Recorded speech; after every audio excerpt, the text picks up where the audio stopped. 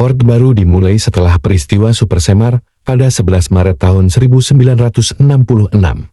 Super Semar diterbitkan oleh Presiden Soekarno untuk menyerahkan sebagian besar kekuasaannya kepada Jenderal Soeharto. Peristiwa ini mengawali pemerintahan Soeharto yang berlangsung selama 32 tahun.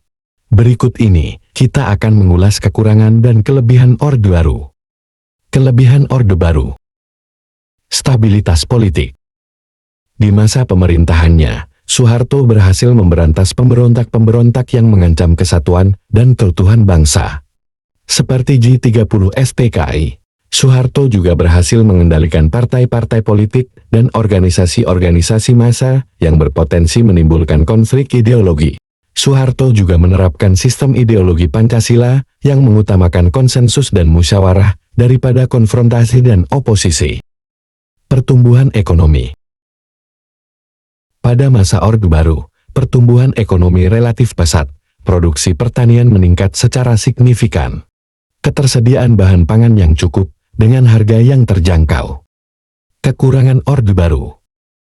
Otoritarianisme.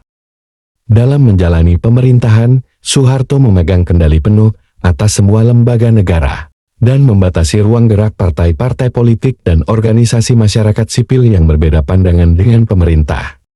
Soeharto juga menekan setiap bentuk kritik dan protes yang dianggap mengancam stabilitas pemerintahan.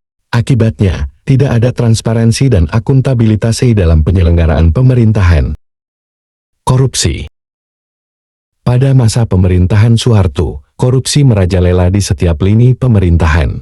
Soeharto dan keluarganya diduga terlibat dalam berbagai kasus korupsi, kolusi dan nepotisme yang merugikan keuangan negara. Pelanggaran hak asasi manusia. Di era Orde Baru, banyak terjadi pelanggaran hak asasi manusia, seperti penembakan misterius, peristiwa Tanjung Priok dan lain sebagainya.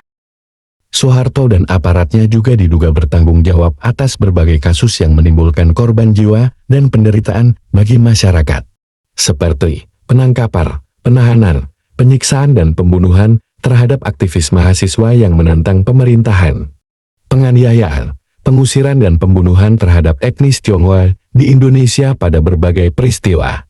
Pelanggaran HAM ini menimbulkan hilangnya rasa keadilan dan kemanusiaan pada masyarakat Indonesia.